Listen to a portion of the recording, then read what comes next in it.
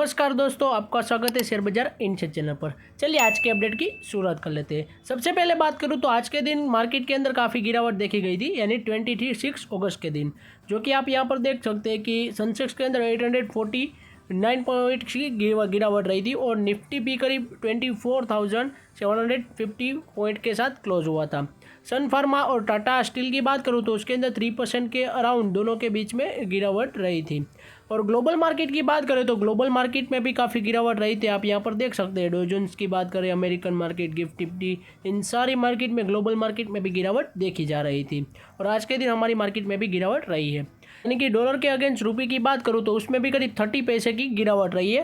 $1 के अगेंस्ट हमारे इंडियन रुपये की बात करूँ तो 87.69 के अगेंस्ट खड़ा हुआ है $1 के। यानी कि हमारी रुपीज़ की करेंसी की बात करूँ तो उसमें भी थोड़ी डिक्रीज आया है, यानी कि अगर डॉलर के मुकाबले रुपीज़ की वैल्यू डाउन हुई है, जो कि हमारे लिए एक बुरी न्यूज़ साबित हो सकती है।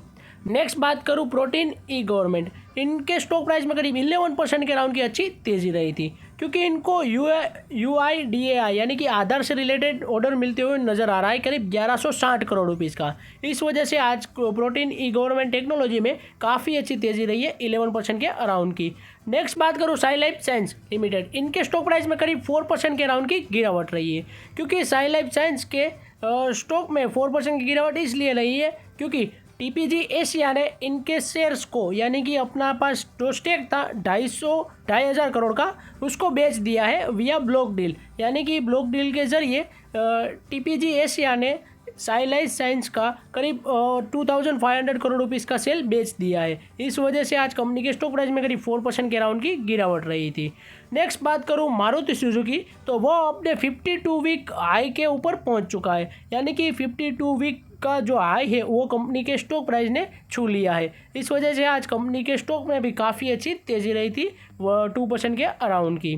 नेक्स्ट बात करूँ दो और शेयर की, national highway infra trust and force India limited, इन दोनों शेयर ने करीब 52 वीक लो अपना टच किया है, यानी कि आज अपने लोवेस्ट लेवल पर 1 साल के पहुंच चुका है। नेक्स्ट बात करूं वारी एनर्जीज की, तो उनके स्टॉक प्राइस में काफ़ी अच्छी तेजी रहेगा इस करीब के 1% के अराउंड की, क्योंकि इनको अमेरिका की तरफ से एक ऑर्डर मिलते हुए नजर आ रहा है वारी एनर्जीज की, एक सब्सिडरी कंपनी को। इस वजह से आज कंपनी के स्टॉक प्राइस में काफ़ी अच्छी तेजी रही है 1% के अराउंड की।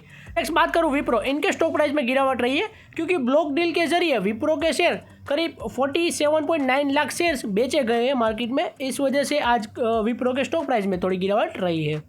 नेक्स्ट बात करूँ ट्रम्प का जो 25% वाला एडिशनल टेरिफ था, वो आज से यानी कि इंडिया के ऊपर लागू होने वाला है। इस वजह से स्टॉक मार्केट में 26 अगस्त के दिन थोड़ी गिरावट रही थी, क्योंकि 25% का जो टेरिफ है वो धमकी देते जा रहे ट्रम्प। इस वजह से हमारी स्टॉक मार्केट में गिरावट रही थी।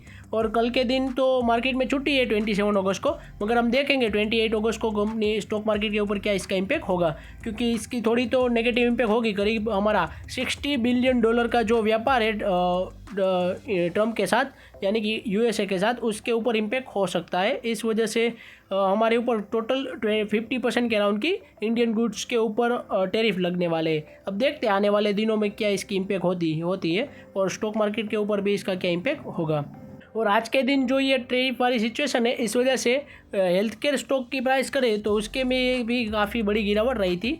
जाइडस लाइफ साइंस में गिरावट रही, सन फार्मा में, सेंजेन इंटरनेशनल में काफ़ी गिरावट रही है, मैक्स हेल्थ केयर इंस्टीट्यूट में, लुपिन में, ओरोबिन फार्मा में, डॉक्टर रेड्डी लेबोरेटरी में एंड इब्का लैब में, इन सारे स्टॉक में आज अच्छी गिरावट रही थी। मगर यह बात आपको बता दूं कि हेल्थ केयर जो स्टॉक है, यानी कि जो फार्मास्यूटिकल का एक्सपोर्ट करते हैं USA को, उस स्टॉक के ऊपर कोई इम्पैक्ट नहीं होने वाली, क्योंकि अमेरिका ने इसके ऊपर 0 ही टैरिफ रखा है, इसके ऊपर कोई टैरिफ नहीं लगने वाला। फिर भी आज हेल्थ केयर सेगमेंट में काफ़ी बड़ी गिरावट रही थी, जो आप यहाँ पर देख सकते हैं।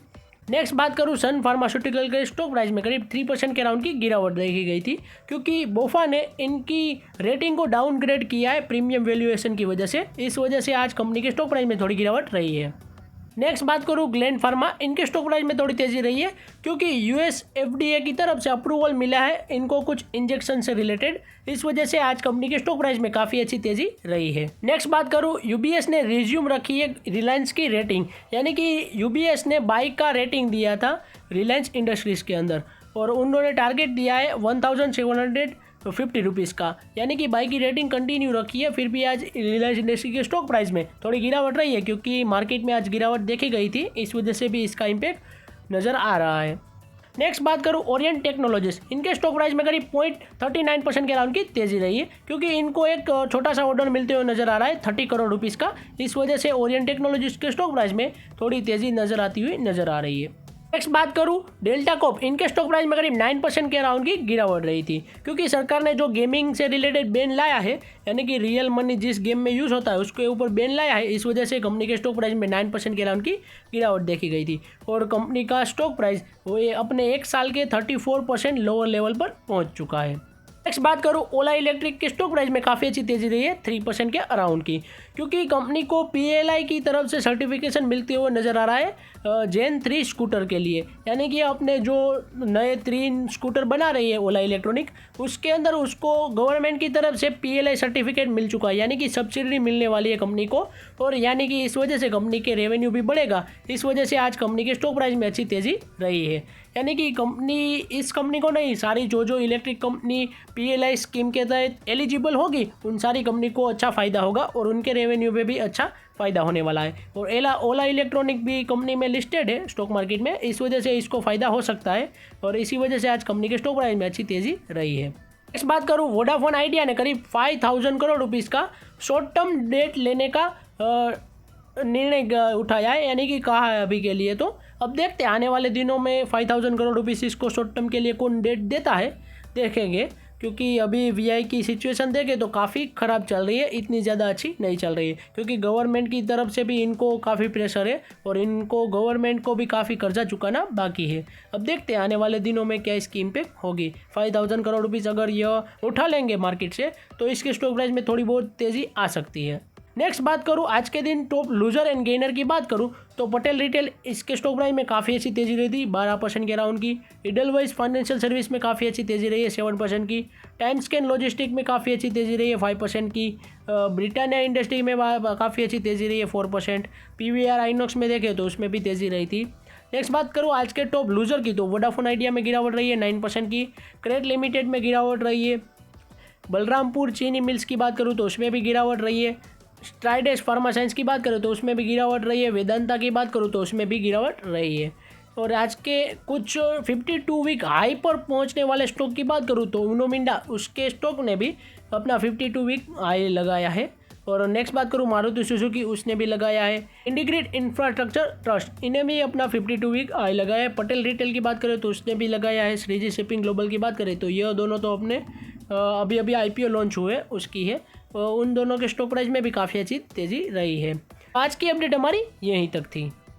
ऐसे ही वीडियोस देखने के लिए हमारे चैनल को सब्सक्राइब कीजिए और बेल आइकन को ऑन करना मत भूलिएगा। Thanks for watching.